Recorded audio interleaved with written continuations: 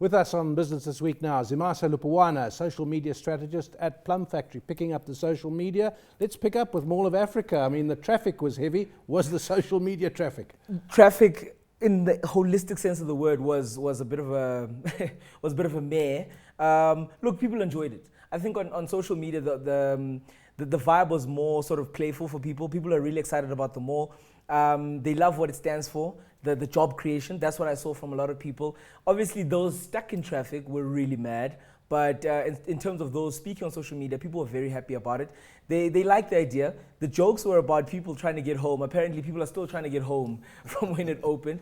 And one of the people was saying, listen, if you owe me money, I don't want to see you tweeting, posting anything about the Mall of Africa, you owe me money. But so that was quite interesting. I think it's really something that's given Gauteng a lot of pride. So, and I mean, the gentleman was just speaking now, saying 4 years in. So a lot of people really are excited about the mall.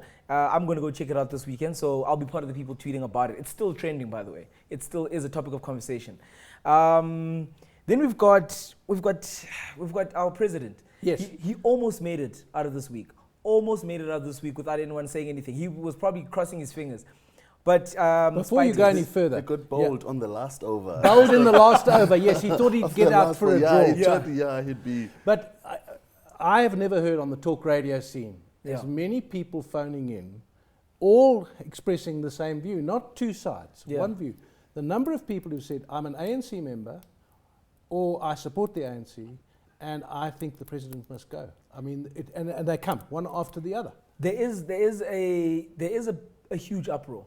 It's now, I remember, I think a couple of weeks ago we were speaking about this when he was in the news again, that it's almost, at first it was pro him, then it moved to neutral, and then after the Concord, yes, we're speaking about the Concord, and after the Concord it just moved. People are like, no. If you are a supporter right now, you're not showing yourself. Because on social media right now the conversation is flipped and people are saying this oak must face the music. 783 charges.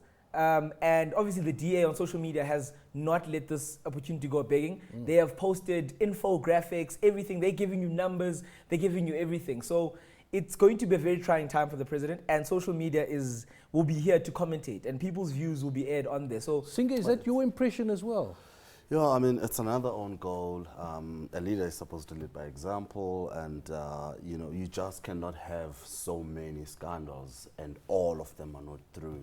Nothing is linked to you. It was not you.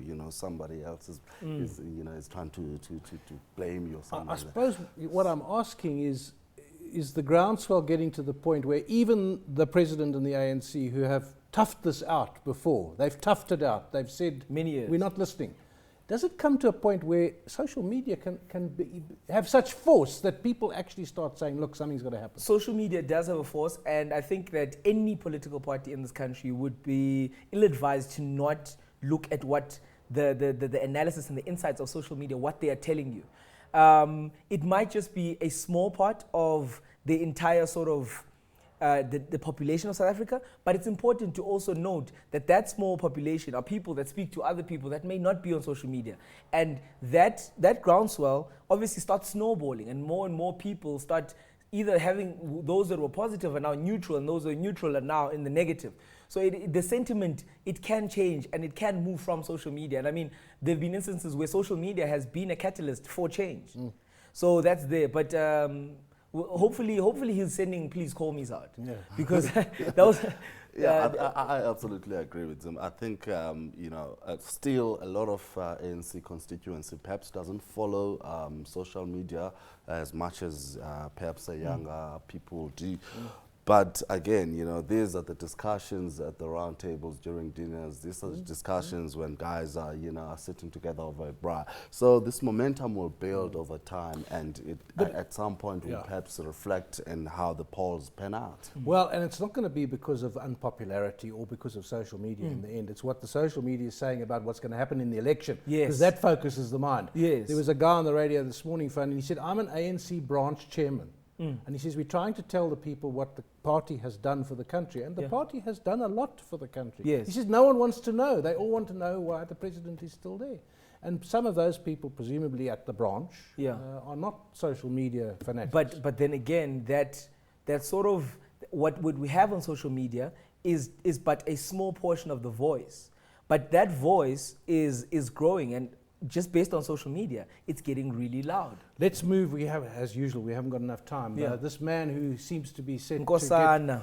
get billions of rand, according to the court. Vodacom, please call me. That must have had a lot of traffic. It was awkward. It had insane amount of traffic. Nkosana he's almost come out as David in a David and Goliath fight.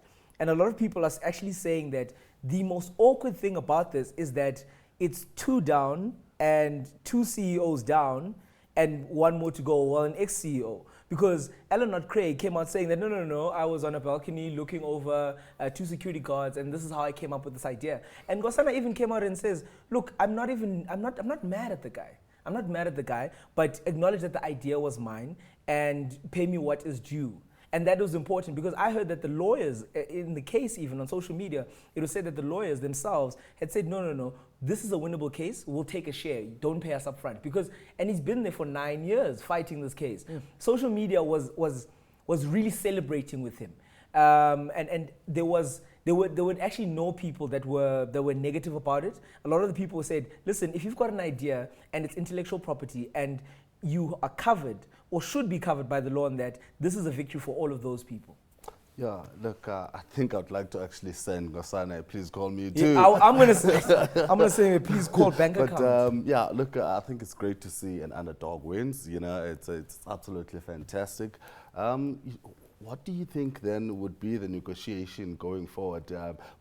Would Vodacom perhaps try and lure Nkosana into their structures, maybe create a role for him so that they could pay less and have him employed so that he could push a good PR for the company? What do you think maybe they could come up with something clever to spin this into a positive for others? This is hard to spin. Hard to spin purely because the lawyers did not do this out of the kindness of their hearts.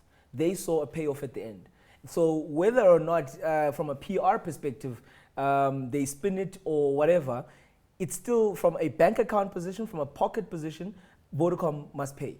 And that's ultimately what is going to happen. I don't think that he's going to be amenable to them. Why should he? Why should he? I mean, for 9 years I've been fighting you, and you've been saying the idea was not mine. When I've got Alan proof. Craig actually wrote a book. And he said he thought of it, but apparently he admitted in court that he hadn't thought of it. I mean, that's the report I saw.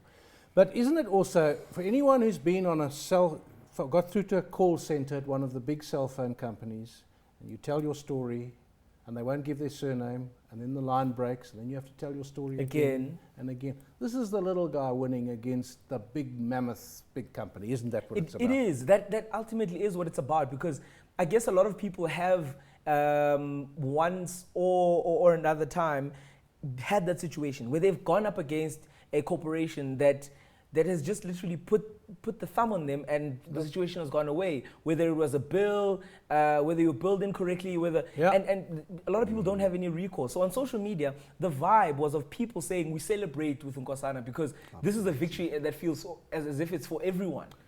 I think to reflect on from a business point of view, the 2 big cell phone companies have big reputation issues at the moment. Yes. MTN in Nigeria and Vodacom with stepping on the little guy for 9 years. And Celsi.